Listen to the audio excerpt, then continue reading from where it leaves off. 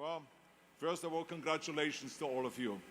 I know that it took a huge vision, great vision, and a lot of work and a lot of studying, and there's no one that can study for you. You have to do that yourself. So I just want you all to know that I am very, very proud of all of you. Thank you for the great work that you have done.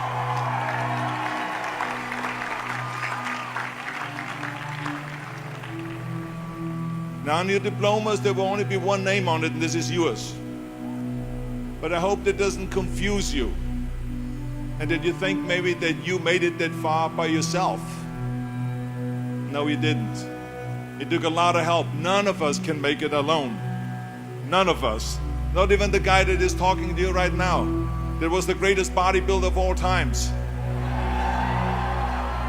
Not even me, that has been the Terminator and went back in time to save the human race. Not even me, that fought and that killed predators with his bare hands. I always tell people that you can call me anything that you want. You can call me Arnold, you can call me Schwarzenegger, you can call me the Austrian Oak, you can call me Schwarzi, you can call me Arnie, but don't ever, ever call me a self-made man. But this is so important for you to understand. I didn't make it that far on my own. I mean, to accept that credit or that medal would discount every single person that has helped me to get here today, that gave me advice, that made an effort, that gave me the time, that lifted me up when I fell. And it gives the wrong impression that we can do it alone. None of us can. The whole concept of the self-made man or woman is a myth. Now I know you're going to say, look, we have read so many stories about you, and we saw documentaries where they talk about that you are the model of the American dream, and that you are the perfect example of the self-made man. Well, let me tell you, I have seen and heard and read those stories myself. I enjoy reading them, but the fact of the matter is, it is not the whole story. I didn't just materialize out of nowhere like the Terminator through a fireball on the streets of Los Angeles, and then all of a sudden I was there. No, I would have never made it in my life without the help. I happen to be someone, for instance, that believes in God, that we were created by God. But let's assume for a second that you're not into that, then you must also believe in or at least believe in a biological aspect, that our parents created us.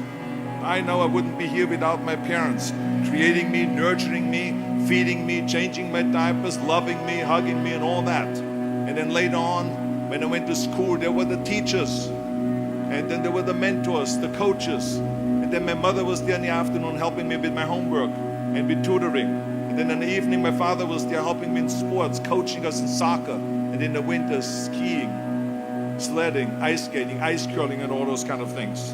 My father taught me about discipline and my love and appreciation for sports. And he gave me my first great advice by saying, whatever you do, Arnold, be useful. So you also read so many times that I decided from one day to the next to become a bodybuilding champion, and I started training 5 hours a day, and then I became the youngest Mr. Universe ever. Well, it is true. But the fact of the matter is, it's not the whole story, because if I wouldn't have met a lifeguard at the lake where I grew up, and some bodybuilders that introduced me to weight training, and they taught me the first chin-up on a branch of a tree by that lake, and that eventually introduced me also to a weightlifting club locally, where the coaches taught me about powerlifting and weightlifting and bodybuilding. They helped me, and they nurtured me, they pushed me. And then eventually I saw a magazine with Reg Park on the cover. It said, Mr. Universe becomes Hercules. There was Reg Park in a Hercules pose on the cover. I bought that magazine, and I read the story from the front to the end cover. And let me tell you something. I read exactly how he trained, 5 hours a day, how he became a champion, Mr. Universe, 3 times, and how he went to America. And then he was discovered in the movies, Hercules movies. Well, when I read that, I found my vision. And let me tell you, the most important thing in life is to have vision, to know exactly where you're going. I found my vision. That magazine, Reg Park, gave me my blueprint for my life. And 5 years later, after training 5 hours a day, just like him, and doing his exercises, I became, through his help and his inspiration, the youngest Mr. Universe ever. And this is what made then Joe Weider, the father of bodybuilding, the owner of a giant food supplement empire, the editor of Muscle and Fitness, invite me to America. So it was Joe Weider that brought me to America, to the greatest country in the world, to give me the opportunity to train in Gold's Gym and to go and get me a little apartment. I came over here with absolutely nothing. It was his help. I had $20 in the pocket and some sweaty clothes in a gym bag. But let me tell you, I had this one little apartment, and on Thanksgiving, the bodybuilders from Gold's Gym came to my apartment, and they brought me pillows, dishes, silverware, all of the things they didn't have. And even a black and white TV and the transistor radio, which I still have today on my end table next to my bed. The generosity that I saw, the amount of help that I got when I came to America was absolutely extraordinary. So firsthand, how generous the American people are. And then in Gold's Gym, there it was a magical place with all the champions, Mr. Americas, Mr. World, Mr. Universe. Everyone was training their powerlifters, Olympic champions and so on. And they helped me change from an amateur champion to a professional champion. And after that, I won champion after championship. I was 7 times Mr. Olympia, you heard it all. I became the greatest bodybuilder of all times according to the Bodybuilding magazine in 1975. Now this is just with all of the help. I would not have made any of that by myself. So this is why I don't believe in the self-made man. Why I want you to understand that is because as soon as you understand that you are here because of a lot of help, then you also understand that now is time to help others. That's what this is all about. You got to help others. Don't just think about yourself, help others. As my father-in-law, Sergeant Shriver, said at Yale University commencement speech, just like I'm speaking right now here, except I speak to a better university. But he said, Sergeant Shriver, so you know, he was the guy that created the Peace Corps, the Job Corps, legal aid to the poor, and all this extraordinary human being under the Johnson and Kennedy administration. And so he said to the students, he said, tear down this mirror.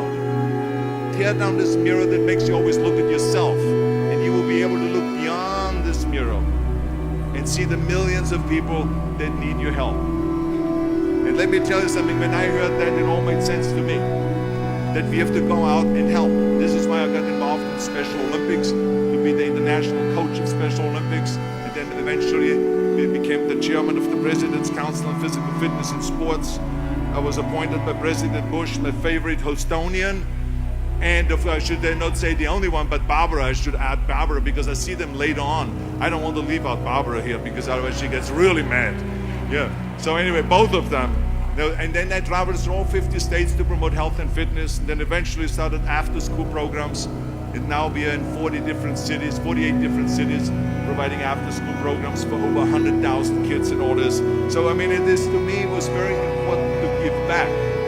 Also to go every time I travel around the world to do the military bases and to visit our brave men and women that save us, that protect us, to say thank you to them anywhere in the world that I travel. So it is important to recognize that. So all I'm saying is, it is my challenge to you today. Go ahead and to celebrate your accomplishments. You should. This commencement is a great success. Each of you earned your diplomas. But at some point, take a break from the celebration, away from the Instagrams and Snapchat, and think about all of the people that helped you. Make sure to go and to recognize President Couture and to say thank you to her for the great work that she has done. Say thank you to the deans of this university that are responsible to make this university so great. Say thank you to the professors and associate professors, everyone that taught and everyone that's responsible for you to be here today. And go to your parents and give them a big, big hug and tell them that you love them and thank you for everything that you have done to get me here today. Do that and give something back to your community and to your state and to this country. Because remember, in the end, we are not going to be remembered for how much we made, but for how much we have given. Make sure that it is not about me, that it is about we. Turn the me into we. And I guarantee you that you can change the world. Thank you very much, all of you Cougars. Thank you.